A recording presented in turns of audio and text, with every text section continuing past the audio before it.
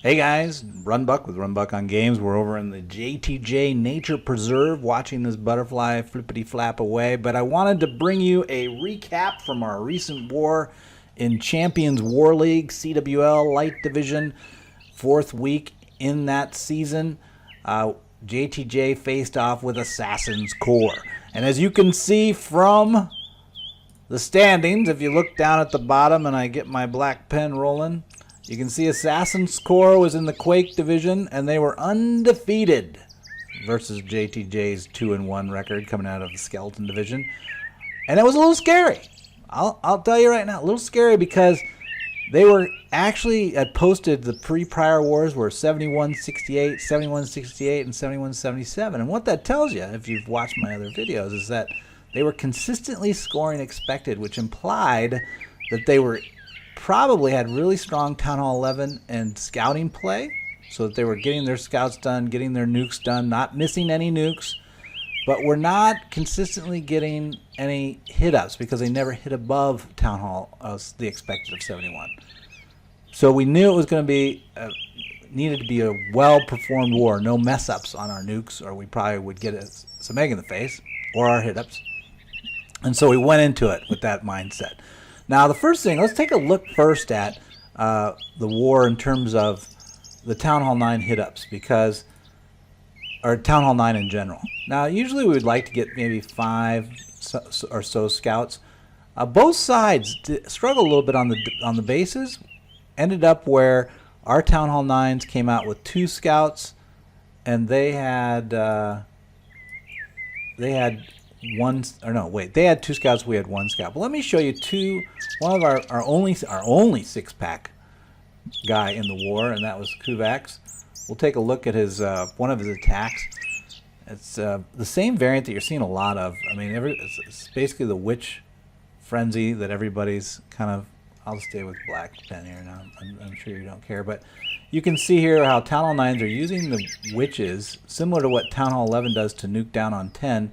But since they don't have a mass of bowlers, or a lot of bowlers where they can deploy them spot, they have to come out of CC. They're using bowlers to either go to mid or pick a flank side, depending on how the buildings are set up.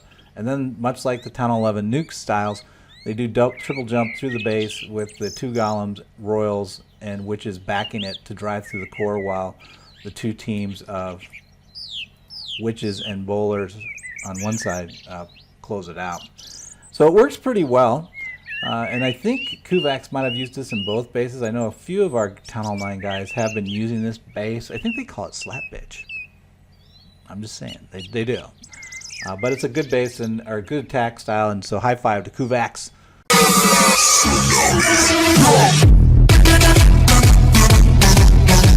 But moving past that, so at that point we're kind of even, right, with them. Both teams kind of had similar scouts coming out of their Town Hall 9.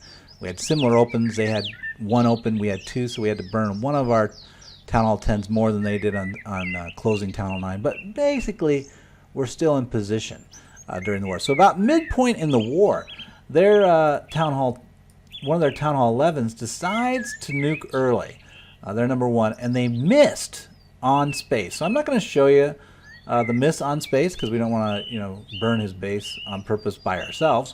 But I will show you something in terms of the attack, because I was curious on the guy's mix. If I go and I look at, let's see if I can pull it up here. Replay 2, there we go. We'll just pause it at the beginning, because look at, why is he running, what's up with the 2 heals? Very unusual going against 2 multis to run 2 heals.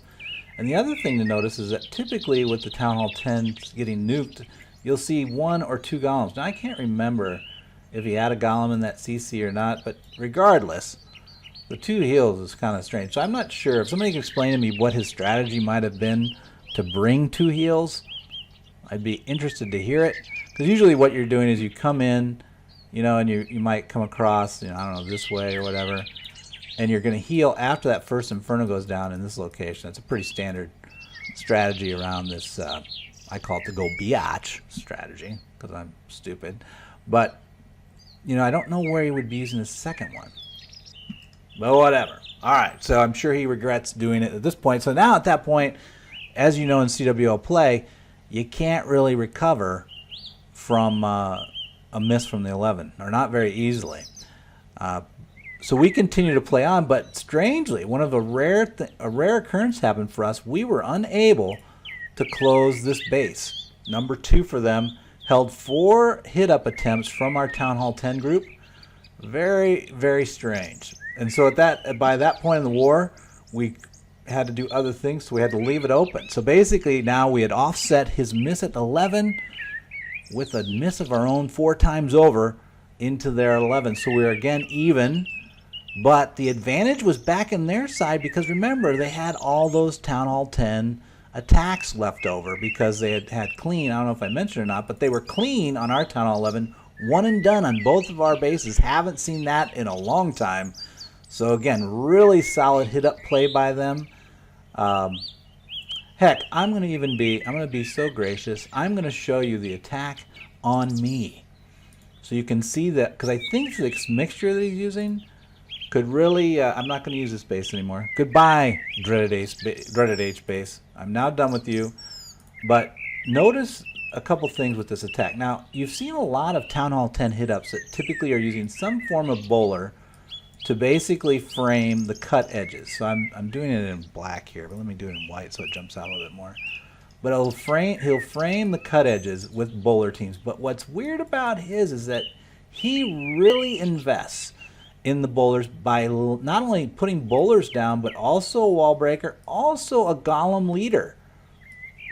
So in effect, it closes out all that DPS and gives him really nice cuts, leaving just this finger right here, right? And then he does the same deal back through that. Basically, wall breaker, jump, bowlers, boom. So let's continue on, and you can see it just happen all over the face of my base. And then I'm just going to, I don't know what I'm going to do. But I watched this replay, and I was like, dang it. And yeah, and it wasn't really close, because I mean, if I would have seen that like the queen hadn't been down, but that queen easily had the Town Hall and more left. So definite flaw in the base there. And other people have beaten it, plus it's been burned by some enemies, so thought I'd share it by myself. But still, kind of sad. So as we move on, letting go of my base, we were then at that point, because of those 2 perfect hits, they had those 9, getting back on topic, they had 9 Town Hall 10 hits left, right, for peer attacks, trying to close out the bases that we didn't have. But Carlos and I went ahead and did bang-a-bang, back-to-back attacks on them. And you can see here, let's see, my attack on 3 will, well, let me do Carlos. He was all nervous, so let's do him. Nobody cares about my attacks, because I'm about as consistent as rain in the Sahara. Let's look at Carlos and what he did. Now, Carlos loves himself some healer witch action. I don't know if he's a paramedic in real life or something, but he always wants to put these healers on these witches. But the rest of the core is the same, right? So maybe that's what that guy was trying to do with that heal. But in this case, it works for Carlos. You know, it allows his witches basically to power through any type of whiz tower AoE or bomb tower AoE, and that's why he likes it. But if the witches are compressed, it's a little more difficult for him to play that. But yeah, so boom, Carlos and I back to back, we dropped some 3s on them. Remember, they missed that 111, so we enter into the late stage of the war, kind of tied.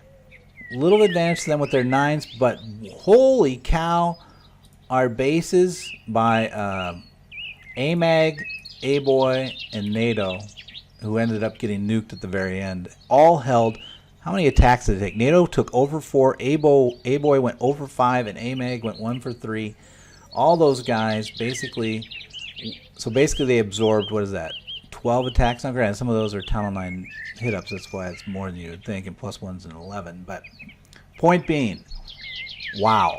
Great defenses by them. Absorbed all those XX. You would expect out of 9, 10 Town Hall 9 attacks, you'd get a peer. Usually you can increment to a peer on that. But they were unable to do it. And then Carlos came in, and I came in at the very end of the war to close it out for the W. And we ended up winning on destruction after about 30 minutes of debating on percentage. So great war by both sides. I think we ended up winning. What was the percent total? 94 to 93. Okay. But yeah, so we won our percentage war for once. Now we're going to go into, we've got a bye week. Everybody in CWL does, or CWL Lite anyway. So we'll go and we'll just horse around and play some potluck. Hope everything else is going well for you guys. If you have any questions or comments, post below. See ya.